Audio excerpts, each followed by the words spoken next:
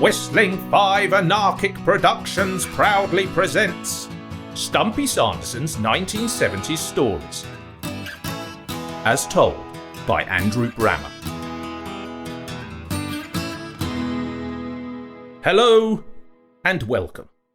The story you are about to hear is written and told using its original source materials, scribblings and scratchings from the scrawls of Stumpy, found within Stumpy Sanderson's time capsule, which was buried in 1979 and then unearthed in 2019. The story is told in the first person, as I, just like Stumpy, witnessed at first hand the momentous events which it recounts. So let's park up our rally choppers and tomahawks and take a ride back to 1978 for Cartwright's revenge. Every year at the school fete, one of the main events held was Challenge Mr. Wheeler. Mr. Wheeler being the unfair and unprincipled, bullying head of games and PE. And this challenge took the form of a rugby penalty kicking contest. 2 sets of 3 rugby balls would be lined up, 40 yards or so out from the posts. A challenger would then step forward, kick a ball from one of the sets, and Wheeler would kick a ball from the other set. This process continued until all 6 balls had been kicked. But the last ball, the glory ball, would always be kicked by Wheeler. And in all the years the contest had been held, no opponent of his had ever put all of their 3 kicks between the posts, whilst Mr. Wheeler himself had never ever missed any of his kicks. Mr. Wheeler was a squat, plug-ugly figure with a swarthy landscape of a face that resembled a patchwork of assorted spare parts, a drooping flogger's moustache, uncultivated eyebrows, and a topping of Whitby jet black hair. And now, for the first time ever, the pressure was really on him in Challenge Mr. Wheeler, for he was up against the most unlikely dead ball kicker in our year. Chugger Cartwright had just put his 3rd ball straight between the posts, making a total of 3 out of 3, which meant that for the first time ever, Wheeler had to put this, his last kick over, just to draw level. As Wheeler prepared to take his kick, Stumpy Sanderson and I held our breath in anticipation, for we knew that in the next few seconds, the most diabolical revenge was about to be taken on this brute for all his years of spite and ill will. First, though, we need to go back a couple of months to discover the seeds that had been sown for this era-defining event. "Poor old Chugger Cartwright," Stumpy said, as we watched him wheeze around the outside of the rugby pitch, having been told to run around it 10 times by Mr. Wheeler.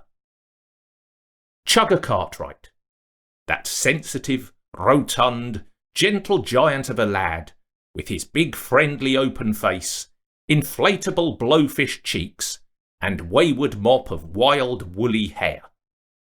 A clever boy with an artistic bent, but someone who was absolutely feeble at sport, coming last in everything he took part in, trundling about on the playing fields like a broken down old bus with a puncture, walking the cross-country course as if he was on a leisurely afternoon stroll. Yet who, despite this seemingly total ineptitude, had incredibly the most phenomenal and singular talent for kicking a rugby ball or a football from a dead ball position. Whenever there was a penalty, free kick or conversion during football or rugby, Chugger, having done absolutely nothing at all in the game, not even having broken a droplet of sweat, would duly step forward and then put the ball straight between or into the required target every time. No one, especially his parents, knew where he had got this extraordinary talent. And this was a red rag to the raving, ranting bull that was Mr. Wheeler. For Wheeler not only despised anyone with brains or artistic talent, but also detested anyone he considered to be shying away from physical exertion on a sports field. But what really got under Wheeler's skin more than anything else was the fact that Chugger Cartwright could kick a rugby ball better than him. So, Chugger's cards were well and truly marked by Wheeler, who, with just the slightest excuse, would subject him to any one of a variety of unwarranted punishments, such as on this day, when Wheeler, snorting with derision at the letter from Chugger's mum, which asked if he could be excused from anything arduous in PE, as he had an important piano exam later that afternoon, had instead sent Chugger off on his run around the rugby pitch. As we finished our rugby match, Chugger finally finished the last of his tortuous laps, and Wheeler blew his whistle. "Cartwright, lad, come here!" Chugger puffed over in his ill-fitting kit. "Well, well, well, Mr. La-dee-da," sneered Wheeler. "I hope that's been a lesson to you, boyo. On my rugby field, brawn will always overcome brains, lad. Remember that the next time you try to get out of lessons. Now, let's see how you can kick." And he set the rugby ball up right on the halfway line, right near the right-hand side touchline. "Come on, boyo, let's see you put that one between the posts. If you don't, detention." None of us dared to utter that what Wheeler was demanding was infinitely unfair, or that not even Chugger would surely ever be able to kick the ball over from such a distance and position. The next few minutes, though, were unparalleled to watch. Chugger carefully measured the distance in his mind's eye, took into account the direction of the mild breeze, ambled up, and kicked. We had never seen a kick like it. It soared, it sailed, it sliced through the air, it lowered and sped smack between the posts. A great cheer went up. "Well done, Chugger! Awesome! Blimey, sir, I bet he could beat you and challenge Mr. Wheeler," someone shouted. Wheeler spun round, his face a twisted mess of bitter envy. "I've changed my mind, Cartwright. Detention anyway." And with that, he stormed off. "Never mind, Chugger," Stumpy and I said as we trudged back to the changing rooms.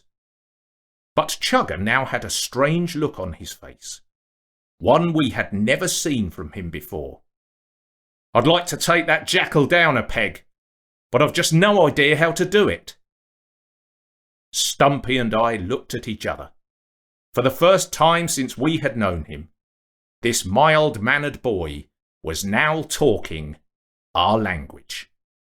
"There is a way," said Stumpy, and after we had changed and eaten our pork lunch and meat-packed lunches, we took Chugger to see Brookman. Stephen Brookman, that warped mastermind who was by now getting straight A's in every subject he sat, without even putting in any effort.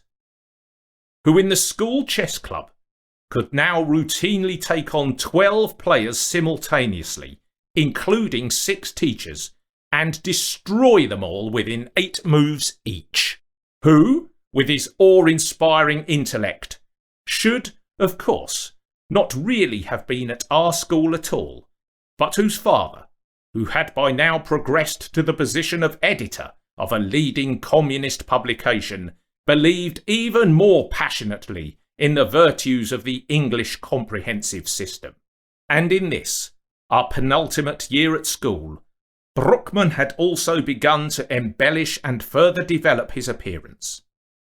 In addition to his round-rimmed Trotsky-style lenses and his swept-back Chairman Mao-influenced hair, he had taken to wearing a starling greatcoat, procured from a special mail-order firm that he used for various supplies which was based in Vladivostok, and to smoking enormous Fidel Castro Havana cigars. But Brookman's sole aim at school, more than ever before, was still to do anything that would challenge and undermine authority and bring down those teachers on his blacklist whom he considered to be oppressive and reactionary tyrants. As such, he was responsible for some of the most outrageous exploits our school had ever known, without ever being suspected of any of them. His was the mysterious hand that operated from the shadows. He was the boy who, when the school inspectors were visiting, and Mr. Guthrie, the head of science, had been demonstrating an experiment in front of them, had slipped some strange Chinese chemicals into Guthrie's test tube, causing a mysterious red gas to form which had mushroomed and spread everywhere, eventually causing the whole of the science block to be evacuated and leaving the school inspectors coughing and spluttering, furious with Mr. Guthrie's inept demonstration, particularly when the experiment finished with an explosion which took out half the wall of a classroom. He was the boy who, when Mrs. Devlin, the shrill and shrew-like music teacher, had been performing a cello solo in a special school assembly, had, prior to her performance, hacksawed her instrument in strategic places not visible to the naked eye, so that just as she bowed a particular note during the 11th bar of Grieg's cello sonata in A minor, her whole instrument had suddenly shattered and fallen to pieces around her, leaving the assembly hall roaring with laughter and Mrs. Devlin red-faced and humiliated. He was the boy who had got a couple of his henchmen to help dig a 10-foot deep pit on the school field, cover it over, and had then lured Mr. Perry, that sadistic scourge of us smokers, into racing towards us to catch us as we puffed away, only to fall promptly into the pit. Brookman had left Perry there for the whole afternoon, before sending an anonymous tip to the headmaster as to the whereabouts of his missing deputy head. Now, as Stumpy, Chugger and I pulled on our Benson and Hedges behind the bike sheds, we watched Brookman, the master at work, as, puffing on his Fidel Castro cigar, he pondered the problem of what to do about Mr. Wheeler. Brookman had been pacing up and down for about 10 minutes, when suddenly, with a great gleam in his eye, "I have it! The solution is simple. I now have the time, the place, and the method. But, Chugger, you will have to do your bit. You need to be patient, but in 2 months' time, at the school fete, you have to challenge Mr. Wheeler. In the meantime, I have work to do behind the scenes, not least with a rugby ball." So now, at last, we stood there, waiting for this, Mr. Wheeler's final kick. Chugger having done his bit by putting his 3 kicks over. Brookman having completed his work behind the scenes, ensuring that the biggest crowd ever had been assembled for Challenge Mr. Wheeler. Ensuring that 2 of his left-wing sympathisers had been chosen to carry, fetch, and set up the rugby balls for all the challenges. And, most crucially, ensuring that Wheeler and the rest of the crowd had been distracted by a noisy diversion while the balls were being put in place for the actual Chugger versus Wheeler contest. A deathly hush had now descended, the boos for Wheeler having gone quiet, the suspense unbearable. In a grotesque parody of a graceful place kicker, Wheeler limbered up his troll-like figure, measured the distance, ran up, and drew his leg back. Mr. Wheeler had no way of knowing what he was about to kick. The top of the rugby ball having been glued perfectly and seamlessly back in place some weeks earlier, after Brookman had sawn through the leather, removed the inner lining of the ball, and then filled it with the hardest concrete that could be mixed. A concrete mix that had been sourced from his mail-order supplier in Vladivostok, and which was of the same type and consistency that had been used for the construction of the Berlin Wall. And when an irresistible force meets an immovable object, something has to give. As Wheeler's foot hit that ball, there was a sickening crunch.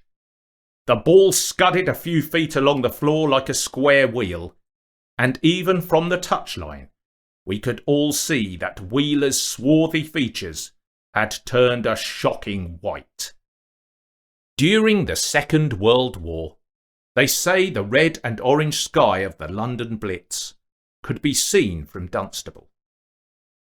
They say that on the day of our school fete in 1978, Wheeler's screams of agony could be heard in parts of London. That because of these screams, startled rooks flew from trees in Buckinghamshire, and old ladies in Hertfordshire dropped their shopping baskets in shock.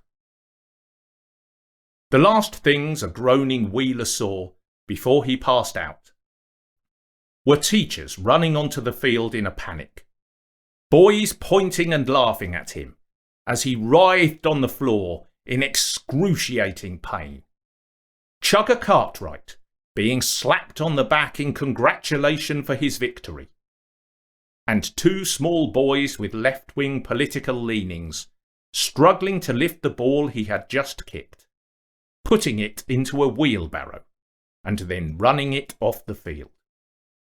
As Wheeler began to fade, he saw a white tunnel of light approaching, at the end of which stood a strange, shadowy figure in a Stalin greatcoat, Trotsky glasses, with Chairman Mao-influenced hair, who seemed to be speaking to him. "You got it wrong, Mr. Wheeler? Brains will always overcome brawn?" And with that last view of Brookman, Wheeler slipped into unconsciousness.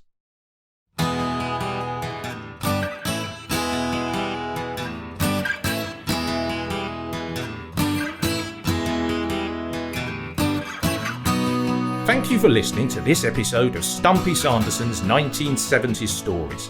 And don't forget to listen out for Stumpy and Gang's next adventure. For further information on all things Stumpy Sanderson, please visit www.stumpysanderson.co.uk.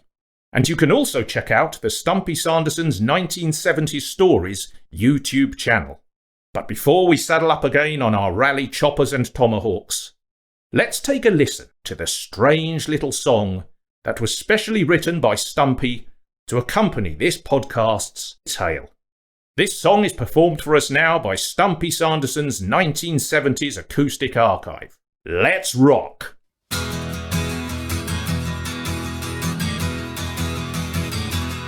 There's nothing worse than a bullying teacher. There's nothing worse than a bullying boss.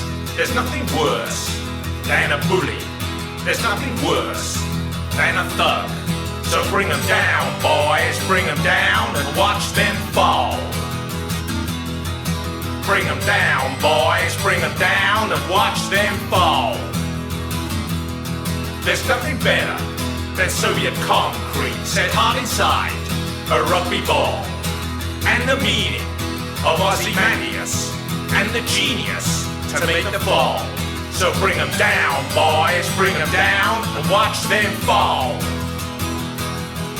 Bring them down, boys, bring them down and watch them fall. Two bars and trunkless legs of stone. Into the ground, that's where they'll go.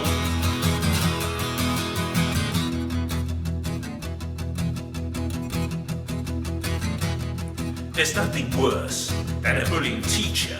There's nothing worse than a bullying boss. There's nothing better than Soviet concrete set hard inside a rugby ball. So bring 'em down, boys, bring 'em down and watch them fall.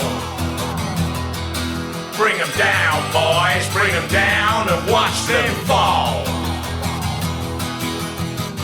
Two vast and trunkless legs of stone. Into the ground, that's where they'll go. Did you ever meet any travellers from an antique land who may once have told of Dunstable, England, and sounds of agony from a school playing field that flew on the wind and blew far, far away?